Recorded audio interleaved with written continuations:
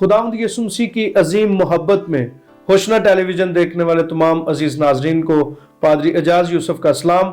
आप देख रहे हैं प्रोग्राम आफताब सदाकत और हम खुदा के मुकद्दस कलाम को इस प्रोग्राम के वसीला से आप तक पहुंचाने की हर मुमकिन कोशिश करते हैं और हमारी कोशिश है कि आप हर सुबह खुदा के मुकद्दस कलाम की तफसीर व तशरीह से मुस्तफीद होकर अपने दिन का आगाज कर सकें। तो हमेशा हमारे साथ खुदा के मुख्तलिफ खुदाम मौजूद होते हैं। आज भी हमारे साथ खुदा के खादम मौजूद है जिनका नाम पास्टर बॉयज कैसर साहब है और इस वक्त वो बैतनिया चर्च शेखुपुरा में खिदमत सर अंजाम देते हैं और इसके अलावा लाहौर बाइबल इंस्टीट्यूट में एज ए म्यूजिक टीचर खिदमत सर अंजाम देते हैं। हम खुदा उनके शुक्रगुजार हैं कि उन्होंने वक्त दिया है ताकि हम आज उनके वसीला से खुदा के मुकद्दस कलाम को सीखें। सो आए मेरे साथ खुदा उनके मुकद्दस कलाम की तिलावत सुने।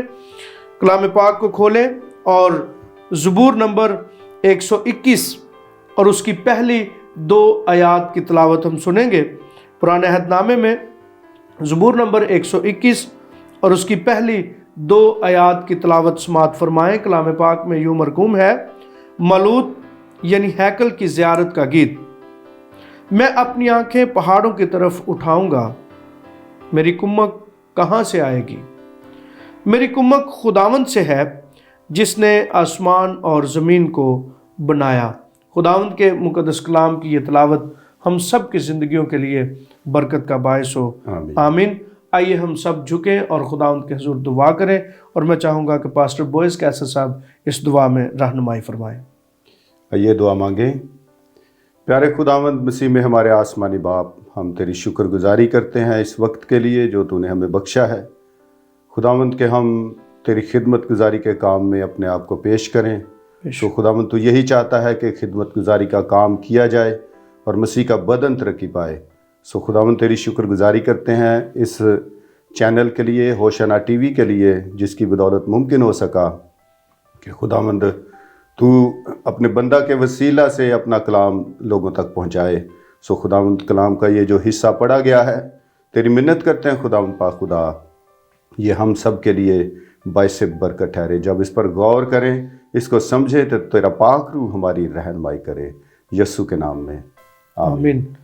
अजीज़ नाज़रीन, हम खुदावंद के शुक्रगुजार हैं कि उसके कलाम की गहरी और अमीक बातें खुदा अपने मुख्तलिफ खुदाम के वसीला से हमारे साथ करता है। सो हम प्रोग्राम आफताब सदाकत में पादरी साहब आपको वेलकम कहते हैं और चाहते हैं कि आप हमें आज के तिलावत किए गए मतन के मुताबिक सिखाएं।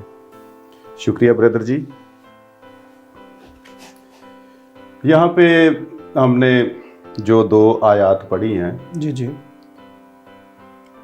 यानी कि कलाम में लिखा है कि मैं अपनी आंखें पहाड़ों की तरफ उठाऊंगा, मेरी कुम्मक कहाँ से आएगी?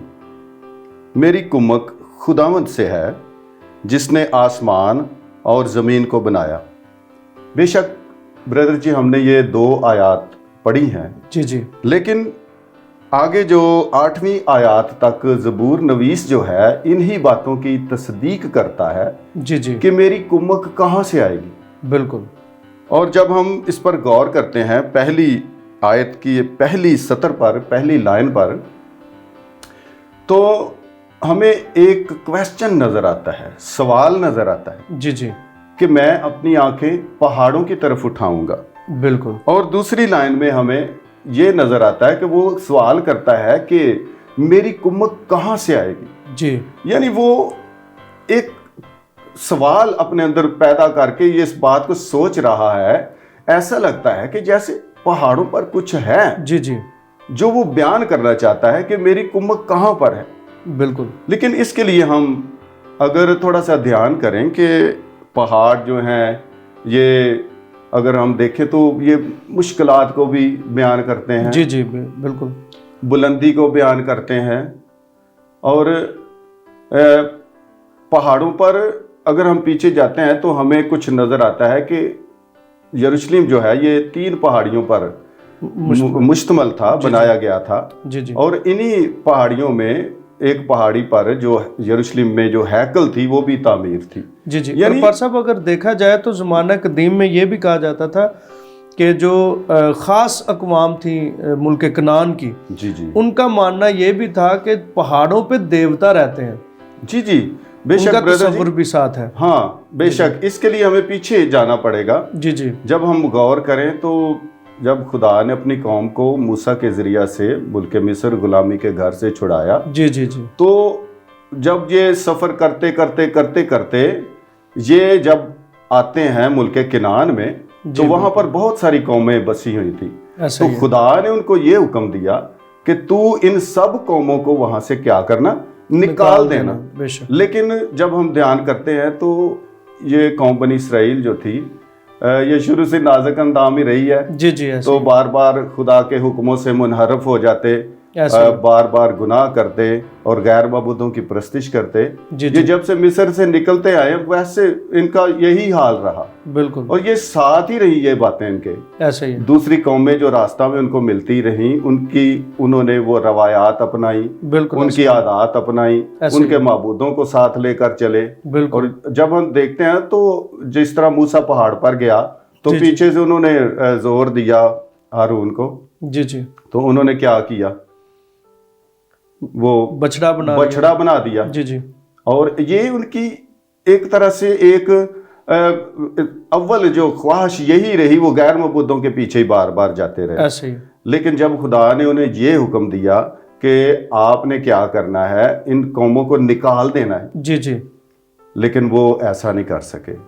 وہ قوموں کو انہوں نے کچھ اقوام کو اپنے درمیان رکھ جی لیا۔ کچھ کو نکال دیا جی جی اور کچھ قومیں ان کے درمیان بس گئی۔ ایسا ہی ہے، اور اس طرح کیا ہوا کہ ان کی جو روایات تھیں وہ بھی انہوں نے اپنا لی، ایسا ہی ہے، ان کی جو عادات تھیں وہ بھی اپنا لی، ان میں انہوں نے شادیاں کی، جی ان سے جی ان کی اولاد ہوئی، ایسا ہی ہے، اور اس طرح یہ گناہ بت پرستی بھی ان میں شامل ہو گئی۔ ایسا ہی ہے، اور جیسا ہم دیکھتے ہیں کہ زبور نویس پھر یہی تو بات کر رہا ہے، جی جی وہ کہتا ہے کہ میں اپنی آنکھیں پہاڑوں کی طرف اٹھاؤں گا۔ ایسا لگتا ہے جیسے وہاں پر کچھ موجود ہے، موجود ہے، جی جس طرح میں نے پہلے بتایا کہ وہاں پر کیا تھا، پہاڑوں کے اوپر جو بت پرستی کے جو مندر تھے، جی جو جی مرکز تھے، ایسے وہ بھی بے شک ہیکل پہاڑ کے اوپر تھی، جی جی لیکن بت پرستی کے مرکز وہ بھی پہاڑوں کے اوپر تھے۔ ایسا ہی، پہاڑ کے اوپر یہ سیرتیں تھیں، ایسے ہی، پہاڑ کے اوپر ان کے جو میجر دیوتا بال ہے اس کا جی جی مندر تھا، اور استارات ملکوم کے کا تھے، مندر تھا، جی جی استارات کا مندر تھا،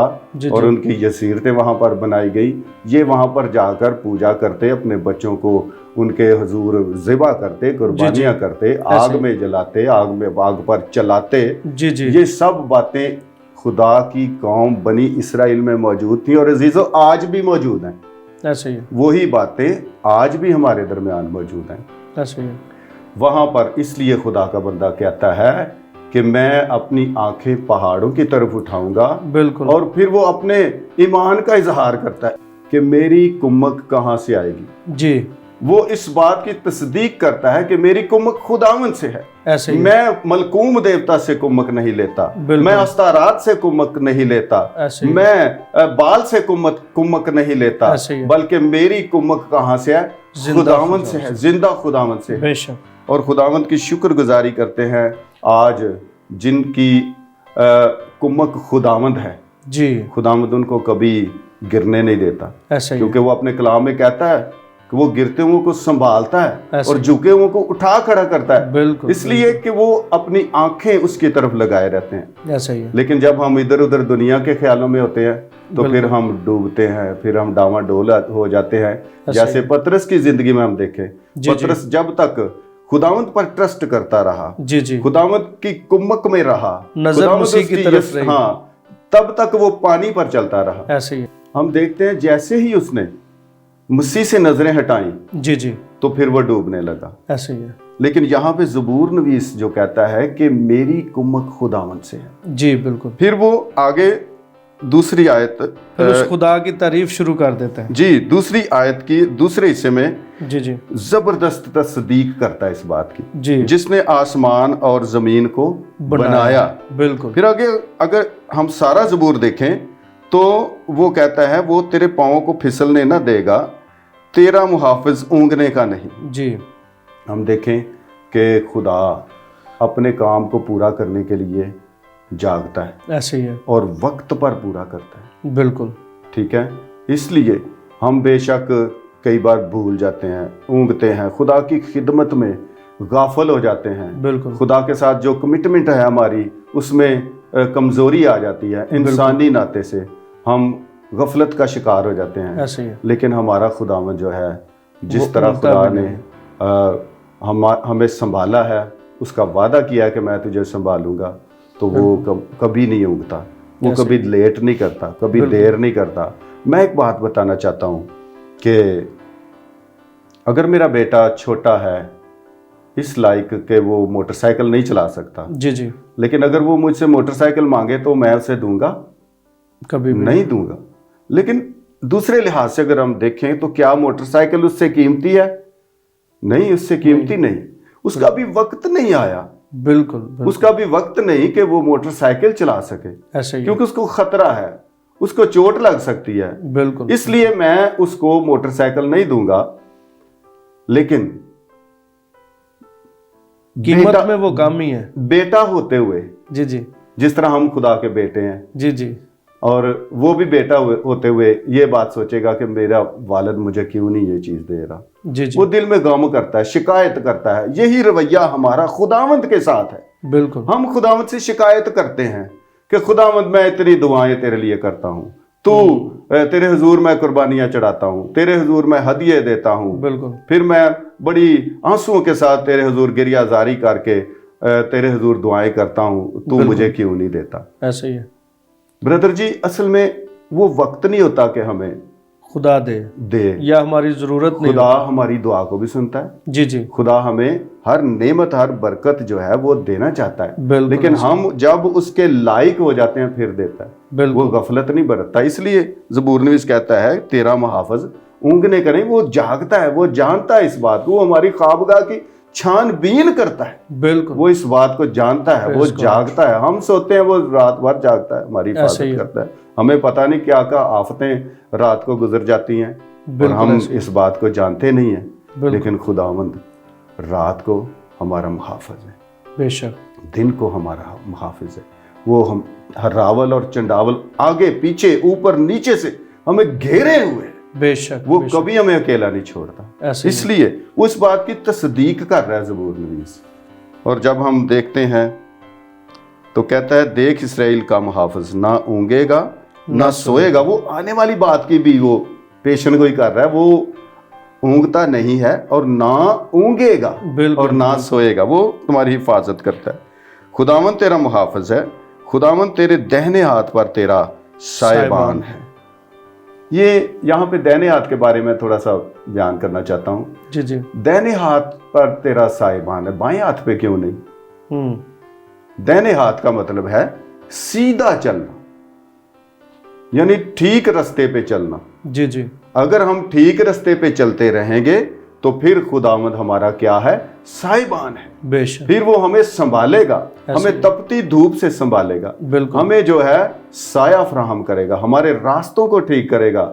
اور جب خدا کی مرضی پر قوم بنی اسرائیل چل کے آ رہی تھی نا، جی جی جی، جس طرح موسیٰ کو خدا نے کہا کہ اس راستے سے لے کے جانا انہیں، ایسے ہی ہے، تو راستے میں کتنی رکاوٹیں آئیں، بے شک، اور ایک خاص بات ہم دیکھتے ہیں کہ نہ ان کے کپڑے پھٹے، بالکل، نہ ان کی جوتیاں ٹوٹی، بالکل، یہ خدا کا ایک انتظام تھا۔ اور پھر لکھا ہے کہ رات کو آگ کے ستون میں ہاں جی، اور دن کو بادل کے ستون میں ہو کر خداوند محافظت کرتا بے ہے۔ شک بے شک، اور اسی میدان کی ہاں جی، ابھی ایک رپورٹ بھی شائع ہوئی تھی، اسی میدان میں اگر آپ دن کے وقت ہیں تو تپش زیادہ ہے، برداشت نہیں آپ کر سکتے دھوپ کو، اور اگر رات ہے تو رات میں آپ سردی کو برداشت نہیں کر سکتے، یعنی اتنی شدت ہوتی ہے۔ اور خدا نے دونوں صورتوں میں اپنی قوم کی محافظت کی۔ پر سب یہ سلسلہ بھی جاری رکھیں گے۔ ابھی مجھے یہاں پر لینی ایک چھوٹی سی بریک۔ عزیز ناظرین، ملتے ہیں بریک کے بعد۔